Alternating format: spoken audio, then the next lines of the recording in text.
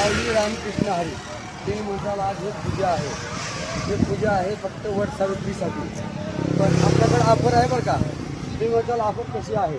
ही offer अशी आहे जे व्यक्ती आंबे घेण्यासाठी येतील, कमीत कमी 5 किलो जे आंबे घेतील, 5 किलो आंबे घेणाऱ्या व्यक्तीसाठी हे पूजेचं ताट एकदम फ्री आहे. वट सावित्रीसाठी लागणारे पूर्ण साहित्य हिच्यात आहे. तुम्ही म्हणताल काय काय आहे.